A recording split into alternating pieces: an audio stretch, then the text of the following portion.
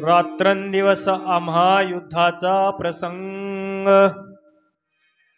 रात्रंदिवस आम्हा युद्धाचा प्रसंग, अंतर्बाह्य जग आणि मन,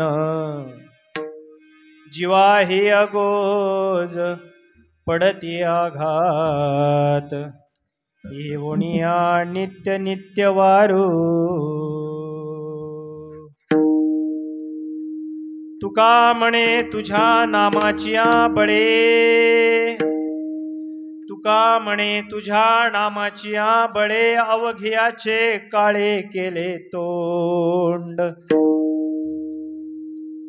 तुका म्हणे तुझ्या नामाची बळे, अवघियाचे काळे केले तोंड, जीवा ही अगोज पडती आघात, येवोनिया नित्य नित्य वारू. समचरण सरोजम सांद्रनीलाभुधावम, जगरणिहितपानी मंडनं मंडनानां, तरुण तुलसीमाला कंदरं कंजनेत्रं, सदयदवलहासं विठ्ठलं चिंतया. पांडुरंग करू पांडुरंग करू प्रात पांडमाना, पांडुरंग करू पांडुरंग करू प्रात पांडमाना. ओम नमो ज्ञानेश्वरा करुणाकरा दयाळा, तुमचा अनुग्रह लादलो पावन झालो चराचरी. नमो सद्गुरु तुकया ज्ञानदीपा, नमो सद्गुरु सच्चिदानंद रूप, नमो सद्गुरु भक्त कल्याण मूर्ती, नमो सद्गुरु भास्करा पूर्ण कीर्ती. ज्या ज्या ठिकाणी मन जाय माझे, त्या त्या ठिकाणी निज रूप तुमचे. मी ठेवितो मस्तक ज्या ठिकाणी, तिथे सद्गुरु तुमचे पाय दोन्ही. वचन ऐका कमळापती, वचन ऐका कमळापती, वचन ऐका कमळापती, वचन ऐका कमळापती.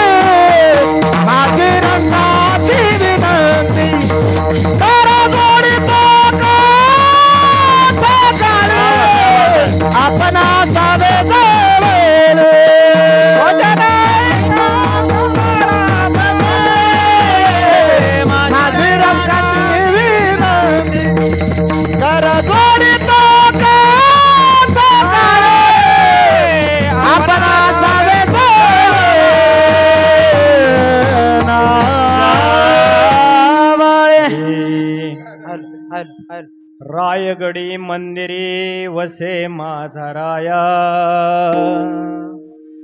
आजन्म समर्पितो तया चरणी काया. जगदीश्वरासी जुडे जाची ख्याती, प्रथम वंदितो राजा शिव छत्रपती. विठ्ठल विठ्ठला विठ्ठला विठ्ठला विठ्ठला. दिवस आम्हा युद्धाचा प्रसंग, रात्रंदिवस आम्हा युद्धाचा प्रसंग, अंतर्बाह्य जग आणि मन, जीवाही आघात पडती, जीवाही अगोज पडती आघात, येऊनिया नित्य नित्य वारो. प्रस्तुत प्राप्त प्रसंगी पवित्र सेवेकरता निवडलेला अभंग. संतांचे संत आद्य संत जगत संत विश्ववंद्य, कैवल्याची कास वात्सल्याची वास, जगताचे जगद्गुरु, तिमिरंधांचा तारू, संतांचा संग, वेदांचा अंग, दीनदुबळ्यांचे पारसमणी, अखिल वारकऱ्यांची कैवारी, आईपेक्षा ज्यांच्या मायेचा सागर अपार आहे आणि बापापेक्षा ज्यांचा अधिकार जास्त आहे, आणि काल ज्यांनी अखिल विश्वानी ज्यांचा वैकुंठागमनाचा विजय सोहळा पाहिला, त्या जगद्गुरु तुकोबारायाचा 3 चरणाचा काही लोकांच्या कानपाट असलेला हा अभंग आहे. आणि प्रस्तुत अभंगामध्ये महाराजांचं क्रांतिकारी रूप समोर येतंय. विठाला विठाला विठाला विठाला विठाला विठाला.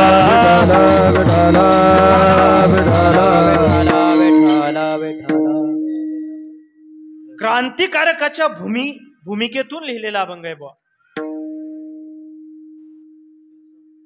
एरवी आपल्याला हात जोडणारे तुकोबाराय, आपल्याला विनंती करणारे तुकोबाराय, आपल्या चरणावर माथा टेकणारे तुकोबाराय आपल्याला दिसतील. आपल्या समोर पदर पसरणारे तुकोबाराय आपल्याला दिसतील. आपल्याला उपदेश करणारे तुकोबाराय आपल्याला दिसतील. भक्ती महात्म्य समजून सांगणारे वारकरी तुकोबाराय आपल्याला दिसतील. पण आजच्या कीर्तनामध्ये आणि या अभंगाच्या द्वारा तुकोबारायांनी याच्यापेक्षा वेगळी क्रांतिकारकाची एक भूमिका आपली या अभंगातून स्पष्ट केलेली आहे बुवा. महाराज या अभंगातून एका वीराच्या भूमिकेमध्ये, त्यामुळे इतर वेळेपेक्षा याचं निश्चित चिंतन वेगळं असेल. त्याचं कारण असं आहे की आज महाराष्ट्राचं लाडकं दैवत, हिंदवी स्वराज्य संस्थापक राजा शिवछत्रपतींची तिथीनुसार ही जयंती आहे. 19 फेब्रुवारी ही तारखेनुसारची जयंती आहे आणि ही तिथीनुसारची जयंती. काय फरक पडत नाही. आमच्या मातीचा बाप आहे, आम्ही रोज जयंती केली तरी कमीच आहे. वा, रोज जयंती केली तरी. आणि म्हणून फाल्गुन कृष्ण द्वितीयेला जगदवंदनीय जगद्गुरु तुकोबारायांचा वैकुंठगमन सोहळा होतो आणि फाल्गुन कृष्ण तृतीयेला माझ्या राजाचा जन्मोत्सव अखंड महाराष्ट्रामध्ये साजरा केला जातो. मी नमनाला घडभर तेल न घालता विषयाकडे येणार आहे. आज शिवजन्म संपूर्ण महाराष्ट्रामध्ये साजरा होतोय आणि काल जगद्गुरूंची बीज म्हणजे वैकुंठागमन सोहळा आपण सगळ्यांनी अनुभवला. माऊली महाराजांचं काल सुंदर अशा पद्धतीनं कीर्तन झालं, चिंतन झालं. त्याच्यावर तुकोबारायांच्या जीवनचरित्रावर सुंदर अशा प्रकारचा प्रकाश टाकण्याचा प्रयत्न काल झाला असेल. तुकोबारायांच्या आशीर्वादानं राजे छत्रपती या महाराष्ट्रामध्ये कसे घडले आणि हिंदवी स्वराज्याची ध्वजा निर्माण करून त्यांनी स्वराज्य कसं स्थापन केलं, त्यांचा जन्म, त्यांचं जीवनचरित्र आणि त्याला महाराजांचा आशीर्वाद कसा लाभला याच्याबद्दल आपण थोडक्यामध्ये पाहणार आहे. परंतु महाराजांच्या जीवनामध्ये असलेलं आध्यात्मिक युद्ध कोणतं आहे? शिवाजी महाराजांना तुकोबारायांना भेटल्यानंतर शिवाजी महाराजांच्या मनामध्ये काय प्रश्न उत्पन्न झाले आणि त्याचं निराकरण तुकोबारायांनी काय केलं ते प्रस्तुत अभंगामध्ये आहे. विठ्ठला विठ्ठला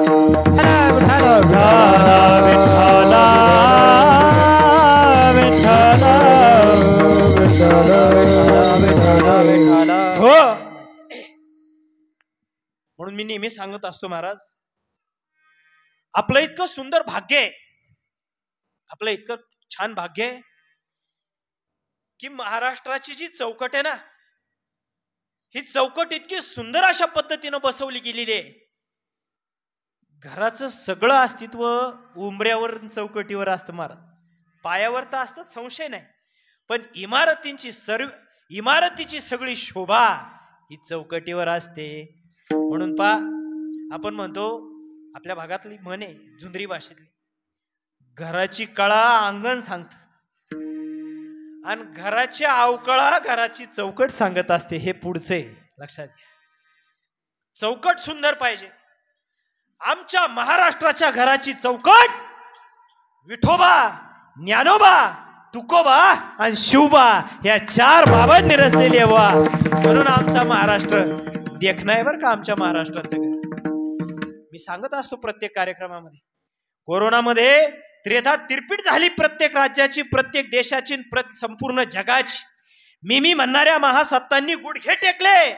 पण आमच्या हिंदुस्थानामध्ये, जगामध्ये मृत्यूचं तांडव चालू असताना आमच्या भारतामध्ये, आमच्या महाराष्ट्रामध्ये लोक मेल्यानंतर पुण्यस्मरणाचे मांडव घातले जात होते. त्याचं कारण काय असेल तर आमच्या हिंदुस्थानमध्ये गीतेसारखा पवित्र ग्रंथ आहे, ज्ञानोबा तुकोबा सारखे संत आहे आणि वारकरी धर्मासारखा पंथ आहे गड्या. त्यामुळे तुका म्हणे काळ आणि काही करू न शके बळ. काळ सुद्धा आपल्याला काय करणार. आणि म्हणून एवढ्या कोरोनामध्ये चांगली चांगली माणसं गेली आणि जी जावं वाटत होते ते आता कीर्तन ऐकायला उपस्थित आहे. काही आपल्या सगळ्यांचं भाग्य असं आहे, याही विषाणूच्या प्रादुर्भावानंतर आपण नामस्मरणा करता या ठिकाणी प्रवृत्त आहोत. आपलं मोठं भाग्य आहे. त्याचं कारण आमच्याकडे ज्ञानोबा तुकोबा आहेत, आमच्याकडे गीता आहे, आमच्याकडे वारकरी पंथ आहे. हे आपलं फार मोठं भाग्य आहे महाराज. म्हणून आमच्या महाराष्ट्राचा प्राण विठोबा आहे. आमच्या महाराष्ट्राचा प्राण विठोबा आहे. आमच्या महाराष्ट्राचा श्वास ज्ञानोबा आहे. आमच्या महाराष्ट्राचा ध्यास तुकोबा आहे आणि आमच्या महाराष्ट्राचं ध्येय शिवबा आहे. हे त्याचं कारण. त्याचं कारण असं आहे, जगामध्ये किती राजांचा अभ्यास करा, किती राजांचा अभ्यास करा, पण कोणत्या राजाला संत म्हटलंय का महाराज? कोणत्या राजाला संत म्हटलंय? तुम्ही अमेरिकन राज्यक्रांती, फ्रेंच राज्यक्रांतीपासून सुरुवात करा तर रशियन राज्यक्रांतीपर्यंत या, साम्यवादापासून तर भांडवलवादापर्यंत जा, सगळा इतिहास, भूगोल, नागरिक शास्त्र, अर्थशास्त्र सगळं पालतं घाला. कोणताही राजा मला असा द्या, महाराज हे बघा या राजाला संत म्हटलंय, सापडणार नाही. पण माझ्या महाराष्ट्राच्या मातीमध्ये एक छत्रपती शिवाजी महाराज होऊन गेले. त्यांचं राजकारण सुद्धा धर्मकारण होतं. धर्माला प्रिय असलेला राजा होता, संत पदाला प्राप्त झालेला राजा होता. आणि त्याच महाराष्ट्राच्या मातीमध्ये असे संत होऊन गेले का त्यांना राजा म्हटलं गेलं. सांगा, जगात अशा मुलाफ आहे का कुठं? जगात किती संत आहेत. आता इथं पुन्हा सॉक्रेटिस पासून प्लेटो पर्यंत जावा, कितीतरी संत आपल्याला भेटतील. पण कोणत्या संताला राजा म्हटलंय का? पण आमच्या ज्ञानोबा रायाला राजा म्हटलेले. आरती ज्ञान राजा. राजा संताला काय म्हटलंय? राजा. आणि राजाला काय म्हणतोय? सांगा, कोणता राजा देवघरात पूजला जातो? कोणता राजा देवघरात पूजला जातो? जगामध्ये कोणता राजा आहे त्याची मंदिर आहेत? राजांचे फोटो आहेत पण देवघरावरती पूजा नाही. म्हणून आमचा राजा सुद्धा संत आहे. आणि कोणता संत त्याला राजा म्हटलं गेलेलं नाही, आमच्या ज्ञानोबा रायाला राजा म्हटलं गेलेलं आहे. असा अनोखा मिलाप आमच्या महाराष्ट्राच्या मातीमध्ये आहे. आणि म्हणून आज मोठा सुंदर पर्वणीचा हा योग आहे. बीज आहे आणि शिवजन्म आहे. एक असावं लागतं. कोणत्याही मातीमध्ये भाग्याचा उदय होण्याकरता, भाग्योदय होण्याकरता 2 गोष्टी एकत्र याव्या लागतात. तेव्हा तो राज्य, तो राष्ट्र, तो देश हे सुंदर अशा पद्धतीनं चालतं, तिथं सुख नांदतं. कोणत्या गोष्टी एकत्र याव्या लागतात? शास्त्रकार असं वर्णन करतात, म्हणे राजसत्ता आणि धर्मसत्ता जिथं एकत्र गुण्या गोविंदाने नांदते ती प्रजा सुखामध्ये असते. काय असते? जिथं राजसत्ता आणि धर्मसत्ता एकत्र नांदतात तिथं. जगामध्ये जर पाहिलं ना, राजसत्ता एकीकडे आणि धर्मसत्ता एकीकडे. इसवी सनापासून जरी सुरुवात केली, मी सगळा इतिहास तुम्हाला सांगणार नाही, पण आज दिवसच ऐतिहासिक आहे. इतिहासाशिवाय पुढे जाता येणार नाही. जगामध्ये कोणत्याही देशाचा इतिहास उचका, कोणत्याही देशाचा इतिहास घ्या, ज्या देशाच्या इतिहासामध्ये राजा आणि धर्मगुरू एकत्र राहिले नाही, तिथं परकीयांनी आक्रमण केलं. आणि ज्या देशामध्ये राजानं धर्मसत्तेला सोडलं नाही, त्या देशावरती कधीच परकीयांची चाल झाली नाही. आमच्या देशाच्या बाबतीत काय सांगता महाराज? आपल्या देशाच्या बाबतीत असे, जेव्हा जेव्हा हिंदुस्थानच्या राजसत्तेनं धर्माचं बोट सोडून दिलं, तेव्हा तेव्हा परकीयांची आक्रमण झाली. आणि जेव्हा जेव्हा आपल्या राजसत्तेनं धर्माचं बोट धरलं, तेव्हा तेव्हा त्या वर्षांमध्ये, त्या कालावधीमध्ये सुख आणि शांतता या देशामध्ये नांदली. त्याची उदाहरणं मी तुम्हाला जाता जाता अभंगाच्या चिंतनामध्ये सांगणार आहे.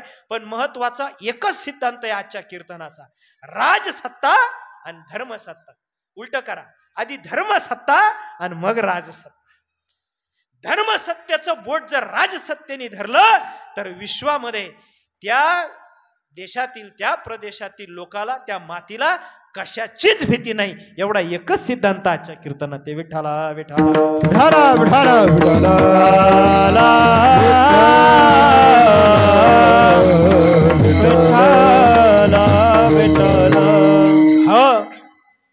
आमच्या जगद्गुरु तुकोबारायांनी फक्त चिपळ्या नाही वाजवल्या. आमच्या जगद्गुरु तुकोबारायांनी राजासारखी व्यक्तिमत्व घडवली. आणि म्हणून आजचा महाराष्ट्र समर्थपणे आपल्या पायावरती उभा आहे. हे कबूल करावं लागेल, हे कबूलच करावं लागेल. कितीतरी लोक जन्माला येतात विश्वामध्ये. या विश्वाच्या भूमीवरती गवताच्या पात्यासारखी माणसं जन्माला येतात.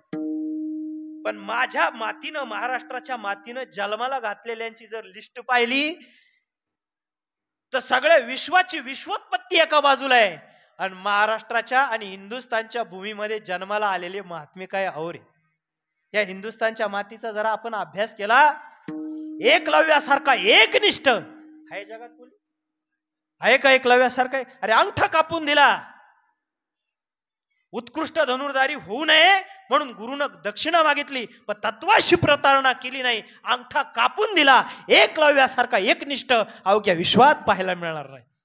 एकलव्यासारखा एकनिष्ठ हिंदुस्थानच्या मातीमध्ये, प्रल्हादासारखा देवनिष्ठ हिंदुस्थानच्या मातीमध्ये, बाजी प्रभू सारखा स्वामीनिष्ठ हिंदुस्थानच्या मातीमध्ये, कल्याणासारखा गुरुभक्त हिंदुस्थानच्या मातीमध्ये, ध्रुवासारखा मातृभक्त हिंदुस्थानच्या मातीमध्ये महाराज, राजगुरु भगतसिंगांसारखा हुतात्मा याच हिंदुस्थानच्या मातीमध्ये, महात्मा गांधीजींसारखा महात्मा, फुलेंसारखा महात्मा याच मातीमध्ये, दधीची ऋषींसारखा पुण्यात्मा याच मातीमध्ये, आणि युधिष्ठिरासारखा धर्मात्मा तो सुद्धा याच मातीमध्ये. बुवा बस संपूर्ण विश्वाला ज्ञानाची प्राप्ती करून देणारे ज्ञानदेव याच मातीमधले, नामाचा महिमा सांगणारे नामदेव याच मातीमधले आहेत महाराज.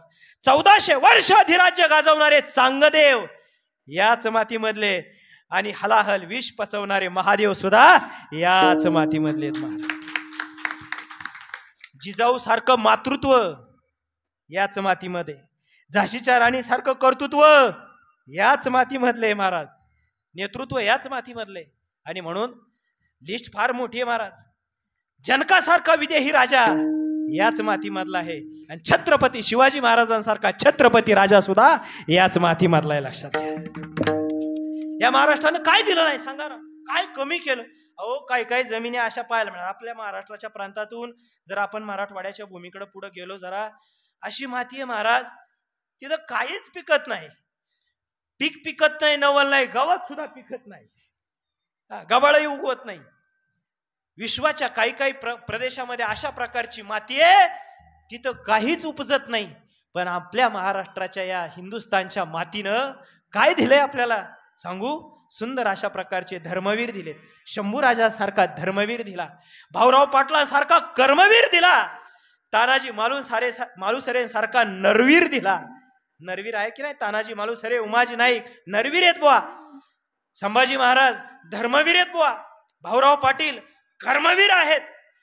याच मातीमध्ये नाना पाटलांसारखा क्रांतीवीर सुद्धा जन्म घेतो. काय सुंदर प्रकारची माती असेल महाराज. काय हे रत्न प्रसवल्यात आपल्या हिंदुस्थानामध्ये. जा जगामध्ये अशी रत्न पाहायला मिळतील का? संतांची यादी केली तर 352चा आकडा पार होतो. संतांची यादी संपत नाही. आमची मराठवाड्याची भूमी संतांची भूमी म्हणून ओळखली जाते. आणि तेच कमी म्हणून की काय, आपल्या महाराष्ट्राच्या मातीमध्ये पुणे नावाच्या जिल्ह्यात आपण जन्म घेतला आणि पुण्याच्या सुद्धा उत्तर भागामध्ये आपण जन्माला आहे. आज वायाळमळ्याच्या मातीमध्ये कीर्तन करत असताना अभिमान या गोष्टीचा आहे की जगाला ज्ञानाचं तत्व सांगणाऱ्या ज्ञानोबारायाची आळंदी हे आमच्या पंचक्रोशी मधले जगाच्या जगद्गुरु ठरलेले जगदवंदनीय तुकोबाराय या देहूच्या मातीमधले इंद्रायणीच्या काठावरती बसलेले आमच्या पंचक्रोशी मधले आणि घोड्याच्या टपटपत्या धावांनी टापांनी महाराष्ट्राला धगधगता इतिहास प्रदान करणारे छत्रपती शिवाजी महाराजांचा शिवनेरी किल्ला. एकच राजा इथे जन्मला शिवनेरी किल्ल्यावर, एकच राजा इथे जन्मला शिवनेरी किल्ल्यावर. माझ्या राजाचं नाव गाजते गड किल्ल्याच्या दगडावर, माझ्या देवाचं नाव गाजते गड किल्ल्याच्या दगडावर. एकच राजा इथे जन्मला शिवनेरी किल्ल्यावर, एकच राजा इथे जन्मला शिवनेरी किल्ल्यावर. माझ्या राजाचं नाव गाजते गड किल्ल्याच्या दगडावर, माझ्या राजाचं नाव गाजते गड किल्ल्याच्या दगडावर. छत्रपती शिवाजी महाराज की, छत्रपती शिवाजी महाराज की. आठवण येते मला मनातून भगवा झेंडा दिसल्यावर, भगवा झेंडा दिसल्यावर. पातना मारेला जगला माणूस की, माणूस की. हे प्राणपणाने लढले मावळे भरोसा राजावर, प्राणपणाने लढले मावळे भरोसा राजावर. माझ्या देवाचं नाव गाजते गड किल्ल्याच्या दगडावर, माझ्या राजाचं नाव गाजते गड किल्ल्याच्या दगडावर, माझ्या देवाचं नाव गाजते गड किल्ल्याच्या दगडावर.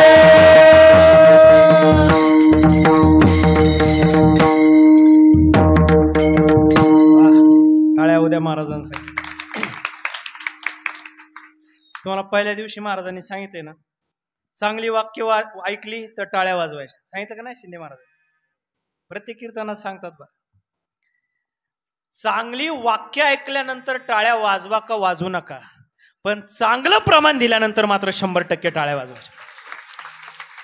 का? दुसरं चांगलं प्रमाण मिळेल म्हणून.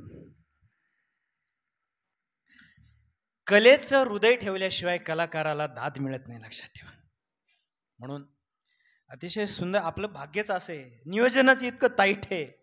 इथं चांगलीच मंडळी आहेत. आमचे विनायक महाराज अवसरीला होते, आनंद महाराज साबळे महाराज तेही आळंदी अवसरीला होते.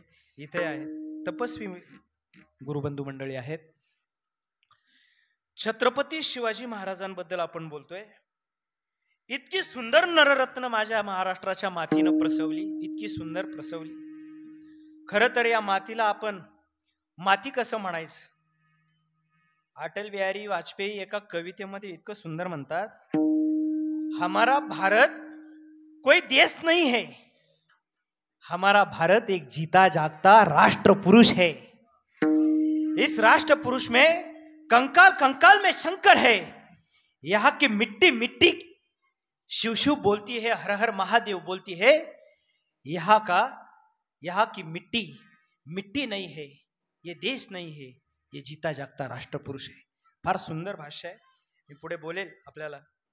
आणि हे राष्ट्रपुरुष घडवण्याचं काम मी एवढी मगाशी यादी सांगितली, याच्यामध्ये जेवढे शूरवीर सांगितलेत महाराज, ह्या सगळ्या शूरवीरांना साधू संतांचे आशीर्वाद आहेत. साधू संतांच्या आशीर्वादाशिवाय शूरवीर नाही, हे फक्त पारमार्थिक माणसं सांगत नाही, शिक्षण अधिकाऱ्यांना सुद्धा हे मान्य करावं लागलं. म्हणून 4थीच्या पुस्तकात पहिल्यांदा इतिहास दिलाय क्रांतिकारकांचा, छत्रपतींचा इतिहास. पुस्तकाचं नावच शिव छत्रपती आहे 4थीच्या इतिहासाच्या. पण 4थीच्या पुस्तकापासून तर यमेच्या पुस्तकापर्यंत जिथं जिथं क्रांतिकारकांची वर्णन आहेत, त्याच्या अगोदरचा एक एक लेसन, एक एक पाठ हा संतांच्या कामगिरीचा आहे. जाऊन पुस्तकं उघडून पहा.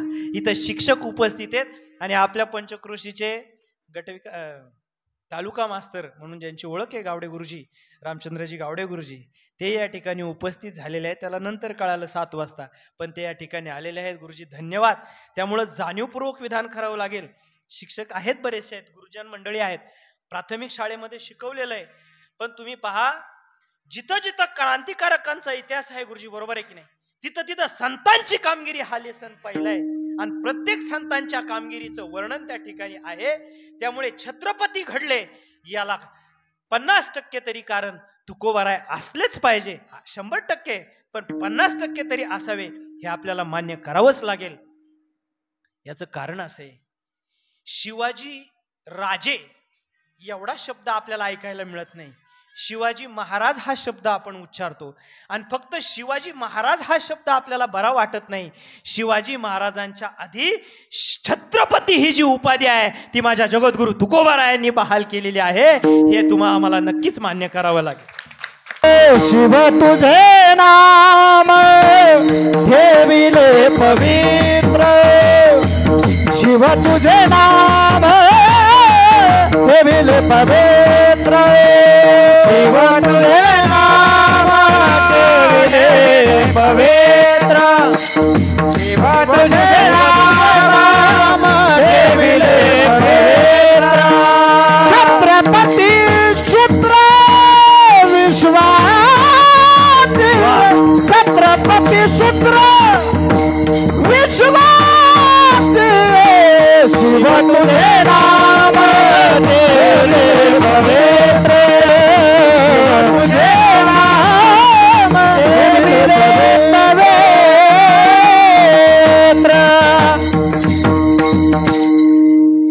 छत्रपती शिवाजी महाराज आणि तुकोबारायांची भेट झालीच नाही असं म्हणणारे नास्तिक फार आहेत. बरं, बाहेरचे म्हणत नाहीत, हे कोणच्या पाकिस्तान्यांनी म्हटलं नाहीये, कोणच्या उत्तर प्रदेशच्या भयांनी पण म्हटलेलं नाहीये. हे महाराष्ट्राच्याच मातीतल्या स्वतःच्या शत्रूंनी म्हटलं. ही मोठी खेदाची बाब आहे, लक्षात ठेवा. म्हणजे आपल्याला अजून सुद्धा छत्रपती कळालेत का, तुकोबाराय कळालेत का, याचं आत्मचिंतन करण्याची वेळ आहे महाराज. आणि बीजेच्या निमित्तानं, जन्मोत्सवाच्या निमित्तानं या गोष्टींचं चिंतन झालं पाहिजे महाराज. आता नवीन पिढीची काही मंडळी आहेत ना, फार संभ्रम आहे. रामदास स्वामी गुरु आहेत का तुकोबाराय गुरु आहेत? एका माणसाला एकच गुरु असतो का? दत्तात्रयांना गुरु किती आहेत? अरे असंख्य गुरु आपण करू शकतो. कोणाकडून काय घ्यावं, कोणाकडून काय घ्यावं हे आपल्यावरती महाराज. उसाळलेल्या दर्याकडून पिसाळलेली आयाळ घ्यावी, उसाळलेल्या दर्याकडून पिसाळलेली आयाळ घ्यावी आणि भरलेल्या शाभीमेकडून तुकोबाची माळ घ्यावी. देणाऱ्याने देत जावे, घेणाऱ्याने घेत जावे, देता देता एक दिवस घेणाऱ्याचे हात घ्यावेत. अरे ज्यांचे जन्म मातीत मळले, ज्यांची उंची आभाळा एवढी, त्यांनी थोडे खाली यावे. ज्यांचे जन्म मातीत मळले त्यांना उचलून कवेत घ्यावे, त्यांना उचलून कवेत घ्यावे. कोणाकडून काय घ्यावे, कोणाकडून काय घ्यावं? आपण या माईक कडून घेण्यासारखं आहे, दगडाकडून घेण्यासारखं आहे. रस्त्याचा दगड सुद्धा मैलाचा आकडा दाखवतो, आपल्याला मार्गदर्शन करतो. सुईकडून गोष्ट घेण्यासारखी असू द्या. मला त्याच्याबद्दल चिंतन करायचं नाही. किती गुरु असू शकतील, दोन्ही समकालीन संत आहे. एक तत्वज्ञानाची उंची सांगणारे आहेत आणि एक बलदंड शरीराकरता बलोपासना करणारे रामदास स्वामी, दोघांनाही गुरु मानलेले. आता हा जो अभंग प्रमाण म्हटलंय महाराजांनी, ते प्रमाण क्षेपक आहे. शिव तुझे नाव ठेविले पवित्र, छत्रपती सूत्र विश्वाचे की, तुकोबारायांचे शब्द आहेत. पण या अभंगामध्ये पुढे थोडीशी घुसखोरी झाली, अतिक्रमण झालं असा त्याच्यावर आक्षेप आहे. आपल्याला त्याच्याबद्दल काय म्हणायचं नाही, आपल्याला आपण नव्हतो त्या काळामध्ये. पण एक गोष्ट मला तुम्हाला सांगून पुढे जायचंय. शिवाजी महाराजांच्या काळामध्ये राज्याभिषेक सोहळा असताना त्यांना छत्रपती उपाधी देणारा एवढा मोठा शब्द प्रभू त्या काळात कोणता असेल तर फक्त जगद्गुरु तुकोबारायच असतील, लक्षात ठेवा. त्यामुळे ही उपाधी तुकोबारायांनीच दिली असावी याच्यामध्ये काही दुमत नाही. ही पहिली गोष्ट.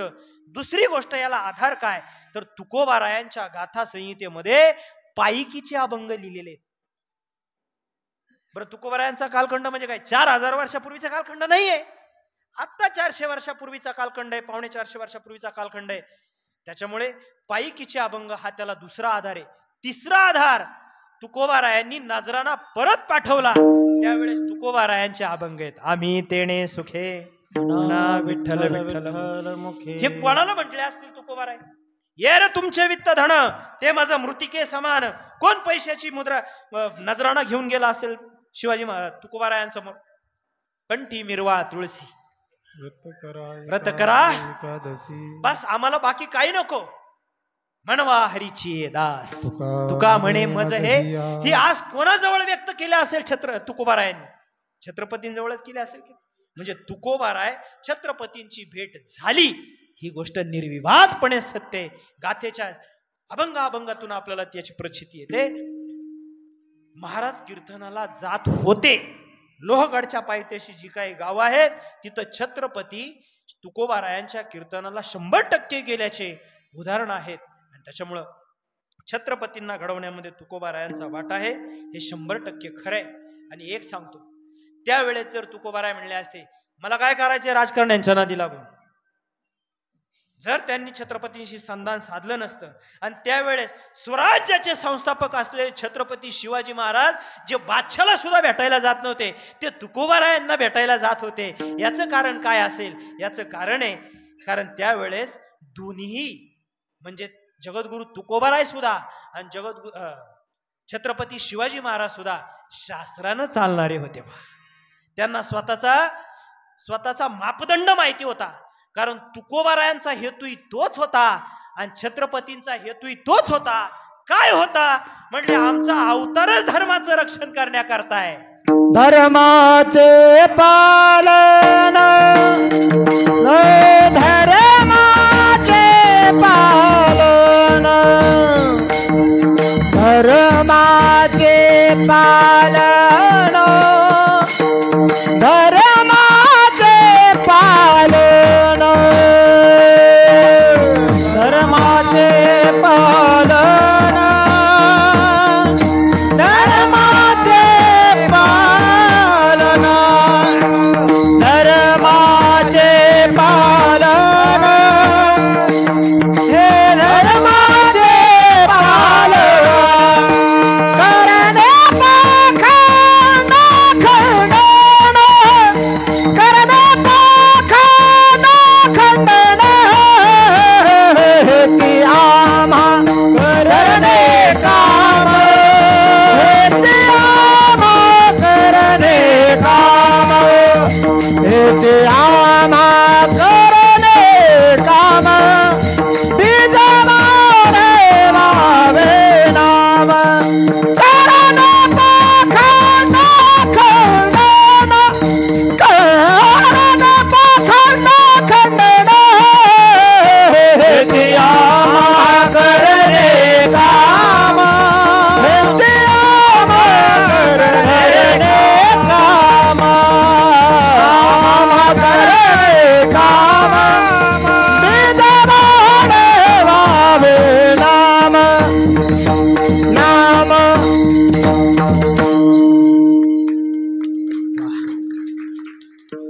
राहिले लक्षात? अर्ध्या जणांच्या नाही राहिले लक्षात. जोरात टाळ्या वाजवा एकदा. महाराज गोड प्रमाण दिलं महाराजांनी. धर्माचे पालन करणे पाखंड आणि दोघही म्हणतात हेचे आम्हा करणे काम. छत्रपती नाही तेच काम करायचं होतं आणि महाराजांना सुद्धा हेतू एकच असला की वाटा दोन असल्या तरी सुद्धा ध्येय साध्य होत असतं. लक्षात घ्या. जर जायचं एकाच ठिकाणी मग गाड्या दोन आसाना जायला ध्येय साध्य होतं. तुकोबाराय संत होते पण शास्त्र सोडून नाही आणि महाराज राजे होते पण शास्त्र सोडून नाही. शास्त्र शिरोधार्य मानून होतं. आता झाले काय? राजे आणि संत तर जाऊ द्या पण समाजाने सुद्धा काही शास्त्रात ठेवलंय का सांगा बरं? साध्या साध्या गोष्टी. आता मी एकच गोष्ट सांगतो आणि पुढे जातो. मला 9ला 9 कमी असताना सोडायचंय. माईला मंडळ ऐका. आपल्याकडे येतात का नाही त्या फुगेवाल्या मावशी? आजी येतात का नाही? फुगे केसाव फुगे घ्या येत ना. हा, त्या फुगेवाल्या मावशींना तुम्ही काय देता? हिंदू धर्मशास्त्रामध्ये केस देऊ नयेत. लक्षात ठेवा. शास्त्र वाचा, शास्त्रात कळेल. गुरुग्रंथ साहेब या ग्रंथामध्ये क नावाच्या 5 गोष्टी श्रेष्ठ सांगितल्या. व अमृतसरला फक्त ग्रंथ ठेवलाय सुवर्ण मंदिरामध्ये, फक्त ग्रंथ. आणि त्या ग्रंथामध्ये एक अगरबत्ती ठेवतो, तशी पेटी असते ना अगरबत्तीला.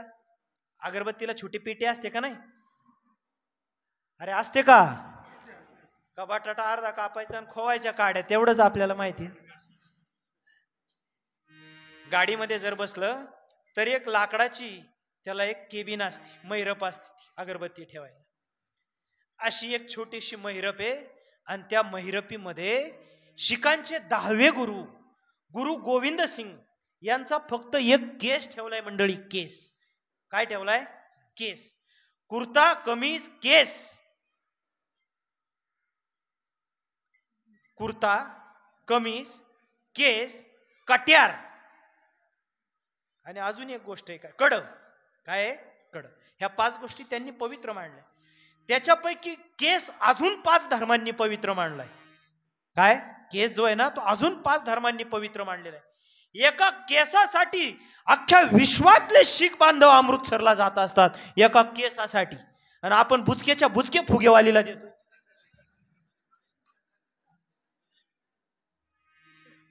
देऊ नका महाराज. आणि सांगतो पुढं, केस दिलेल्या बाया लवकर टाकल्या होत्या, पिकतात लवकर केस. आता हे खरं आहे का खोटं आहे माहित नाही, मी उगाच आपली भीती घातली. पण एक आहे, केस ही पवित्र गोष्ट आहे. केसामध्ये कुंकू, भांगामध्ये कुंकू लावतो आपण, आपल्या शरीराचं रक्षण करणारी गोष्ट आहे. ती गोष्टीची विक्री तर नाहीच करू, पण ती प्राणापेक्षा जास्त जपली पाहिजे. म्हणून केसाला हत्यार सुद्धा लावित नव्हती पूर्वीची मंडळी. हे त्याचं शास्त्र आहे. कारण केस पवित्र आहे, मला एवढंच सांगायचंय. ते देऊ नये आणि त्याच्या बदली टरमाळी घेऊ नयेत. बघा आता इथून पुढे लक्षात ठेवा, केसाव फुगेवाली इकडे बंद करा. चला एक मी सांगतो, कुणी शास्त्र पाळतंय का? आता केस फुगेवालीला द्यायच्या बंद करतील बा माझ्या बहिणी, पण पार्लर मध्ये जायच्या बंद. बरं डोक्याची काय कमी पडली, लोक भुवयांच्या सुद्धा काढून टाकतात. शास्त्र सांडलं. काय आहे? शास्त्र सांड. आमच्या पुरुष मंडळींच्या बाबतीत जर बघितलं, आता इथे जवळजवळ 99% लोकांच्या डोक्यामध्ये टोपी आहे बुवा. नसली टोपी तर हरकत नाही, पण जर कधी टोपी घालण्याचा प्रसंग आला औक्षण करण्यासाठी, बुका लावण्याकरता, नसली तर नसू दे, काही हरकत नसते.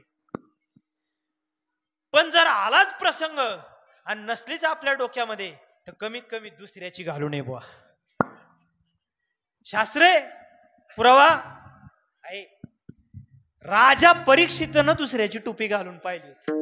आता सगळा इतिहास सांगायचं नाही, पण राजा परीक्षितीला, आता राजा येतो आणि राजानं उठल्याच्या नंतर एकदा का होईना आरशात पाहावं. राजानं काय केलं पाहिजे? आरशात पाहिलं. कशा करता आरशात पाहिलं पाहिजे?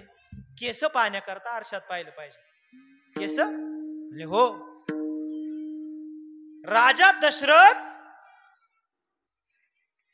पोरांचा फार कल्ला झालाय बरं का, डिस्टर्ब होतोय. विठाला विठाला विठाला विठाला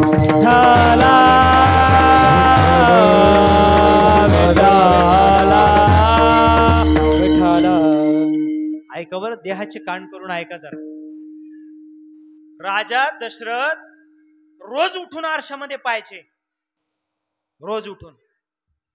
एक दिवस फक्त केसाच्या पाठीमागचा एक केस काय दिसला.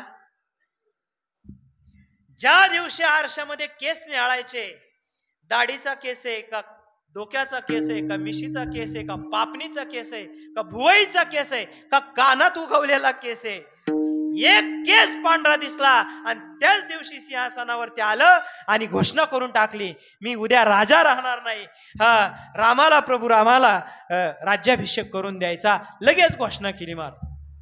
कधी? एक केस पांढरा दिसला. आता असे किती दशरथ ते पूर्ण पांढरे आहेत. मला वैयक्तिक टीका करायची नाही, आता झाले 15व्या वर्षात केस पांढरे व्हायला लागले, तो भाग सोडून द्या. का शास्त्र सांडलं म्हणून लक्षात ठेवा. त्या परीक्षित राजानं केस पाहिला म्हणून आरशाच्या पुढे उभा राहिला परीक्षित राजा, आणि तिथं शोकेश मध्ये, त्यावेळेस होता ना शोकेश, भारी होते आणि चांगले, तिथं त्याच्या पूर्वजांचा म्हणजे जरासंधाचा टोप होता. त्या जरासंधाचा टोप म्हणला कसा दिसतोय आपण एकदा पाव. काय केलं, कसा दिसतोय तो टोप म्हणून पाहण्याकरता फक्त डोक्यामध्ये घातला. जरासंधाचा टोप मस्तकामध्ये धारण केला. त्या क्षणी जरासंधाचा शिकारीचा नाद त्याच्या डोक्यामध्ये घुसला. संपूर्ण आयुष्य शिकारीच्या व्यसनाकरता परीक्षित राजानं बर्बाद केलं. बायको पाहिली नाही, पोरं पाहिली नाही, साधूची टिंगल घडली, आयुष्याची वाट लागली, चेष्टा घडली एका साधूची, आणि मरणाचा शाप मिळाला. उशापात पुढे भागवत ऐकता ऐकता मरण येईल हा भाग वेगळा आहे, पण जिंदगी खराब झाली. कशामुळे झाली? काय घातलं? फक्त दुसऱ्याची टोपी कधीच घालायची नाही बाबा. बोडक्याने औक्षण करावं लागलं तरी चालेल बाबा, पण टोपी कोणाची घालायची नाही, खेटर सुद्धा कोणाची घालायची नाही. चोरायचा तर भाग वेगळाच, पण घालायची सुद्धा नाही कधी कोणाची चपला. लक्षात ठेवा, शास्त्र आहेत ह्या गोष्टींना, अध्यात्म आहे, विज्ञान आहे, म्हणून लक्षात ठेवा. दोन्ही छत्रपतींचं सुद्धा तुकोबारायांचं सुद्धा शास्त्राधारे वर्णन होतं. महाराजांनी प्रमाण दिलं धर्माचे पालन आणि करणे पाखंड खंडन. त्याचं कारण अजून एक आहे. जिथं जिथं ज्या ज्या राज्यामध्ये परत एकदा विधान करतो, शक्ती, राजसत्ता म्हणजे काय? शक्ती, आणि धर्मसत्ता म्हणजे काय? भक्ती. जिथं दोघांचा संगम झाला तिथं सामर्थ्याचा उगम झाला. शक्तीची ठाई भक्तीचा संगम, शक्तीची ठाई भक्तीचा संगम, शक्तीची ठाई भक्तीचा संगम, शक्तीची ठाई भक्तीचा संगम, आगला उगम सामर्थ्याचा, आगला उगम सावधाचा, आगला उगम सावधाचा. शक्तीची ठाई भक्तीचा संगम, जाहला उगम सामर्थ्याचा. सामर्थ्यवान व्हायचं असेल तर शक्ती आणि भक्ती दोन्ही एकत्र आले पाहिजे, पण ते येताना दिसत नाही.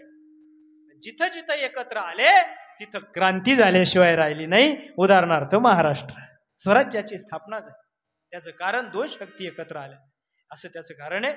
महाराज, आम्हाला अध्यात्मातलं राजकारण आतापर्यंत कळलं नाही, आणि राजकारणातलं अध्यात्म कळलं नाही, म्हणून ज्यांची प्रगती राहिली त्याला हे कारण एकच. आपल्याला अजून कळालं नाही, पण आपल्या राजकारणात सुद्धा अध्यात्म आहे, आणि आपल्याला अजून कळालं नाही आपल्या अध्यात्मात सुद्धा राजकारण आहे. त्यातली पहिली गोष्ट नाही सांगत मी, राजकारणामध्ये अध्यात्म किती राहिलंय किती नाही हा आता त्याचा चिंतनाचा भाग. 8व्या शतकामध्ये, 8व्या शतकापर्यंत आपल्या राजकारणात अध्यात्म होतं. प्रभू रामचंद्रांची आणि कृष्णचंद्रांची पूजा जोपर्यंत या हिंदुस्थानच्या भूमीत होती तोपर्यंत हिंदुस्थानची भूमी अजिंक्य होती. 8व्या शतकात संपलं. 8व्या शतकामध्ये धर्माचं बोट सुटलं, राजसत्तेने धर्माचं बोट सोडून दिलं. ज्या क्षणी सोडलं त्या क्षणी सुलतानांचा, अरबांचं आक्रमण झालं. अरब गेले, परत बोट धरलं, परत सुटलं, परत धरलं, परत सुटलं. याच्यामध्ये अरबी सत्ता आल्या, पठाणी सत्ता आल्या, सुलतानी सत्ता आल्या, आणि बाबरी 14व्या शतकामध्ये बाबर सुद्धा आला. त्यावेळेस पण बोट सुटलं होतं महाराज. दिल्लीमध्ये एका राजाच्या प्रधानानं बगावत केली, युद्ध सांगायचे. प्रधानानं बगावत केली, म्हणला आमचा सुलतान चांगला नाहीये. रातोरात अफगाणिस्तानचा सुलतान असलेल्या राजा असलेल्या बाबराला खलिता पाठवला आणि म्हणला एक काम करा, तुम्ही आमच्या देशावरती अटॅक करा, तुम्ही आमच्या देशावरती आक्रमण करा, मी जातीनिशी हत्यार घेणार नाही. जेव्हा आपल्याच देशातून असा मेसेज गेला तेव्हाच बाबराची ताकद झाली भारतामध्ये येण्याची, अन्यथा आपल्यावरती सिंधू नदी पार करून यायची ताकद कोणत्याही राज्याची झाली नाही. म्हणजे सांगण्याचा भाग एवढाच आहे की कुऱ्हाडीचा दांडा बस. एक सुद्धा झाड जगामधलं तुटणार नाही, पण झाडाने ठरवलं पाहिजे का कुऱ्हाडीचा दांडा व्हायचं नाही. सांगा तुटल नाही तू. त्या पद्धतीनं आमच्या माणसांनी फंद फितुरी केली म्हणून ही युद्ध झालेले. आमची भूमी एरवी अजिंक्यच आहे. जिथं जिथं धर्माचं बोट सुटलं तिथं तिथं जबरदस्त किंमत मोजावी लागली. बाबराच्या काळामध्ये तर अशी किंमत मोजली का 15 वर्ष आमच्या रामलल्लांचं मंदिर सुद्धा त्यांनी गायब केलं. आज सोन्याचा दिवस उगवला. पुन्हा आपल्या राजसत्तेनं धर्मसत्तेचं बोट धरलंय आणि त्याचं फलित म्हणून अयोध्येमध्ये राम मंदिर प्रस्थापित झालंय. लक्षात ठेवा. बाकीच्या गोष्टी